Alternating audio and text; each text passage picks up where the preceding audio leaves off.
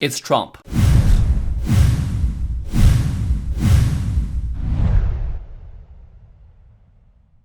Of course, I'm just kidding, guys, but as you might guess, this delay is mainly due to politics, the very sensitive and fragile international relationship between US and China. I mean, everyone by this point should know that Trump administration has issued executive orders to have Chinese apps behemoth TikTok and WeChat banned in US due to some potential security risks. Basically, the US government thinks that a lot of Chinese apps, including TikTok and WeChat, obviously they're linked with the Chinese government, the Chinese Communist Party, and then they're stealing the US citizen, information, data, right? And then they can use it for a lot of other stuff that might be disadvantageous to the US government. Now, we don't know that to be true or not. It's just something that they suspect, and then we haven't yet to see solid evidence that is actually happening. But obviously, all companies collect information, and for two countries that's adversary to each other, I mean, this is just something that's normal, right? Obviously, if Facebook collect American citizens' information, that's fine because Facebook is an American company. But a Chinese company that try to collect American citizen information, that is on another level. US government is banning a lot of Chinese apps, and the fate of all those apps is still unknown. The ban has since been changed. According to CNN Business, the short-form video app is still accessible, but its fate in the country is far from certain. The court ruling is only temporary and could be appealed by the US government. The ruling could also eventually be thrown out. The judge only weighed in because TikTok challenged the ban, and the company could lose its court case. To make things more confusing, TikTok's court case isn't the only thing governing the future of the app. TikTok's Chinese owner ByteDance is racing to close a deal with the American firms Oracle and Walmart that might be enough to satisfy the Trump administration's concern about the app and stave off US pressure once and for all. And that's not it, guys. We have yet to see anything about the deal between TikTok, ByteDance, and American companies like Walmart and stuff. The agreement with Oracle and Walmart is still a work in progress, according to CNN Business. The two firms would own at least part of a new entity called TikTok Global, which would be headquartered in the United States. But some core elements of the proposal remain unclear. Trump has said he won't approve the deal unless Americans control that company. That demand has caused confusion since an initial announcement about the tie-up with Oracle and Walmart implied that ByteDance would continue to own a majority of TikTok going forward. And obviously, that's not going to sit well with Trump. And on China's side, China's role in signing off on the deal is murky.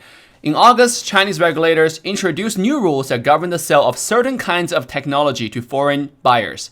Experts pointed out that the change would likely require ByteDance to obtain government permission before selling TikTok to a foreign company. The deal has also received aggressive pushback from Chinese state media, which last month encouraged Beijing to kill the deal. I mean, this really put ByteDance in an awkward position, right? It's back and forth, it's a shit show. Like, US government want TikTok to be sold to a US company, and then the Chinese company, the Chinese government doesn't really want this deal. And what's going to happen, basically? And there's another application called WeChat that you guys probably familiar with, or at least heard of. That's basically PayPal, Facebook, and everything all combined together in China. It's one app that dominates the entire market, the definition of monopoly that nobody cares about in China. But basically, one of Trump's August orders called for a ban on transactions using WeChat, not just TikTok. Federal Judge Laura Biller temporarily blocked the WeChat ban September 20th after it was challenged in a court by a group of US-based WeChat users. The judge said those users had shown serious questions in their claim that the executive order threatens the user's First Amendment right. However, last Friday, the US Justice Department said it would appeal that decision, which could stretch out litigations over the future of the app. The point I'm trying to make here is the future of all Chinese apps in US is unknown right now, right? Nobody knows what's going to happen. We're in a chaotic time. There's election going on. The only reason that I can think of that Trump administration has not put a nail on the coffin is probably because the US election, right? Everybody's worried about election, who's going to be elected next. After all this is gone, the election season is over, maybe we can see a final decision on what exactly is going to happen. Is US and China going to go back to the normal, cordial relationship that they had before this pandemic? Or are we just going to go to a very awkward and, unwanted kind of trade war between both countries? Who knows? Just a few days ago, I was talking to the developers from a Chinese streaming platform that is currently building their community in US. Their original plan was to build a North America audience as fast as possible. That's their priority, to build North America and EU audience communities. But now they're shifting their focus to SEA because of this unknown political environment, right? The company doesn't know the future of the company. What if they invested a bunch of money in the US region and boom, it's just gonna turn into another token, for the battle between the two countries? Who knows, right? That's why all the Chinese companies are very, very sensitive about this kind of stuff. And by the way, guys, if you don't know, if you have been living under a rock, Tencent owns 100% of Riot. They own everything about Riot. And that's why this game is already being developed. They're coming out with content every week. And if you have not watched the most recent Verizon event with the iPhone 12 and 5G and all that kind of crap, with League of Legends Wild Rift, damn, that event was crazy. The stage, the setting, they have spent a lot of money on this. But yet, we don't have the game. What does that tell you? Does it tell you the developer just not interested in developing North American audience? This is a North American company after all. It's owned by Tencent. The answer is most likely and pretty clearly no, right? They want to build an audience, but because of the political pressure they're facing between their mother company, the owner, Tencent, and the US government, I have a feeling that Riot is forced to make this kind of decision, right? To push back the launch for Wild Rift in North America server. And you guys must be familiar with the India current relationship with Chinese government also. India banned literally most Chinese apps that I'm familiar with, right? Including Mobile Legends, Arena Valor, even PUBG Mobile, the biggest game title in India ever existed. I think like a certain huge percentage of the population play the game.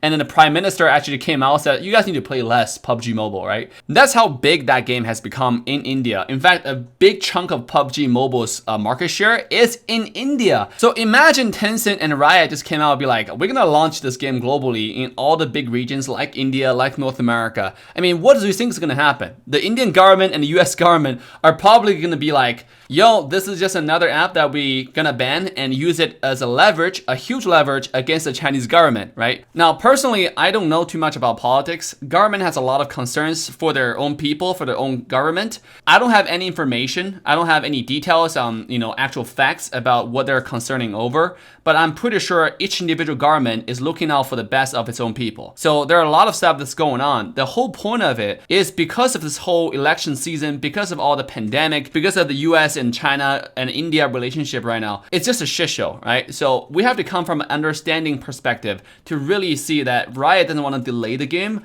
And I suspect it's just because of politics. And by the way, a bad news for North American audience, one of my Spanish reading friends told me on the Spanish League of Legends Wild Rift website, the game is projected to launch in next May or June. That is crazy because we're all part of this huge region called Americas, right? Which is part of the last developer updates. And if Spanish countries are getting the game in May, there is a possibility that North America region will get the game in May as well. Because, we have to really wait out this election to be over. We have to really wait out this entire storm to be passed. So what's your take on it, guys? Leave a comment down below, like, subscribe, and turn that bell on. This is your guy, AssassinDave. Love you guys. And just praying for the game to come out, praying for all this shit show to go away. I will see you guys next time. Bye now.